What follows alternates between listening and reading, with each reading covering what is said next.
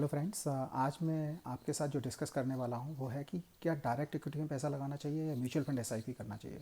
बहुत सारे लोग मुझसे पूछते हैं कि क्या करें, डायरेक्ट इक्विटी में लगाएं या फिर म्यूचुअल फंड एसआईपी। तो इसका एक कोई सिंपल आंसर नहीं है। देखिए, अगर आप रिटर्न्स को देख करके हाई रिटर्न्स मिलेंगे इसमें, अगर आप उस तरीके से लालच करके किसी भी इन्वेस्टमेंट में इन्वेस्ट करते हैं तो आपके लॉस होने की प्रोबेबिलिटी बहुत ज़्यादा होती है। आपने देखा होगा कि 1-2 साल पहले क्रिप्टो का इतना बूम आया था, लोग उसकी तरफ अट्रैक्टिव हो रहे थे। लोग पूछ रहे थे कि इक्विटी में लगाएं या क्रिप्टो में लगाएं। तो इसलिए कभी भी रिटर्न्स को चेज़ मत करिए, अपने फाइनेंशियल गोल्स बनाइए और उनको प्रॉपरली अचीव करने के लिए काम करिए। अगर आप रिटर्न्स को चेज़ करेंगे तो आपके लॉस की प्रोबेबिलिटी और ज़्यादा हो जाएगी। और अगर आपका एक्सपीरियंस बहुत ख़राब रहा शेयर मार्केट से, इक्विटी मार्केट से, तो आप इस मार्केट से पूरा ही हमेशा के लिए दूर हो जाएंगे। इसलिए जब भी आप इन्वेस्ट करें, चाहे इक्विटी मार्केट में इन्वेस्ट करें, तो आपको अपने गोल्स के हिसाब से इन्वेस्ट करना है। आपके जो प्राइमरी गोल्स हैं, आपके फैमिली के जो प्राइमरी गोल्स हैं, उनको आप इस तरीके से डिज़ाइन करिए कि आपको कितना पैसा चाहिए मुझे और कितनी एसआईपी लगाना है।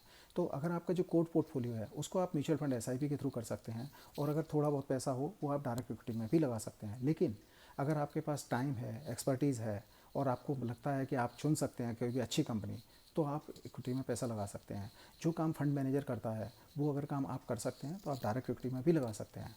लेकिन अगर आप जॉब करते हैं या बिजनेस करते हैं तो डेफिनेटली आपको इसमें इतना टाइम नहीं मिलेगा कि आप रिसर्च कर सकें प्रॉपरली। आपके पास वो एक्सपर्टीज़ नहीं होगी, तो आपके लॉस होने की प्रोबेबिलिटी बहुत ज़्यादा है। और जब भी लोग इक्विटी मार्केट में डायरेक्ट पैसा लगाते हैं तो वो स्टार्ट तो करते हैं लॉन्ग टर्म के लिए, लेकिन नॉर्मली वो कन्वर्ट हो जाते हैं शॉर्ट टर्म के लिए और वो ट्रेडर बन जाते हैं। जिस भी ब्रोकर के साथ, देखिए, आपका डीमैट अकाउंट होगा या जब जहाँ पर भी आपने ओपन कराया होगा, वो आपको टिप्स देगा क्योंकि उसकी ब्रोकरेज बनती है। अगर वो आपको टिप्स नहीं देगा, उसकी ब्रोकरेज नहीं बनेगी और वो बिज़नेस नहीं कर पाएगा। इसलिए आपको उसके प्रॉफिट, आपके प्रॉफिट से उसे कोई मतलब ही नहीं है, उसे अपने ब्रोकरेज से मतलब है। इसलिए जब भी आप ध्यान रखें, आप रिटर्न्स को चेज़ करेंगे तो आपकी लॉस की प्रोबेबिलिटी बहुत ज़्यादा हो जाएगी। तो जब भी आप अपना पोर्टफोलियो डिज़ाइन करें, अपना फाइनेंशियल गोल डिसाइड करें और उसके थ्रू म्यूचुअल फंड में एसआईपी करके आप अपने गोल्स को अचीव करें, और थोड़ा बहुत पैसा आप इक्विटी में लगा सकते हैं। और इसका मैं एक सिंपल सा आंसर और भी दे दूँ, मैं चाहे कितना भी ज्ञान दे दूँ, आप थोड़ा बहुत तो इक्विटी में पैसा लगाने वाले ही हैं।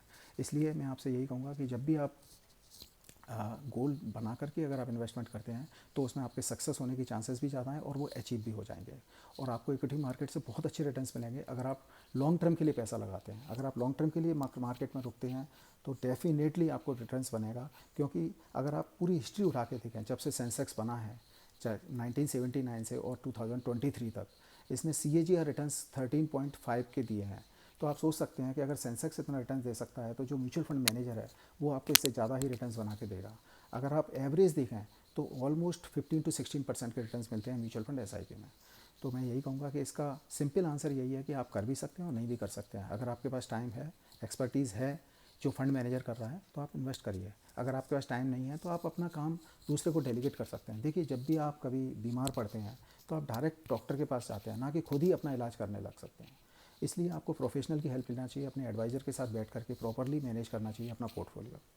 तो इस वीडियो में बस इतना ही। अगर आपको ये वीडियो अच्छा लगा हो तो मेरे यूट्यूब चैनल को सब्सक्राइब करें और शेयर करें। Thank you.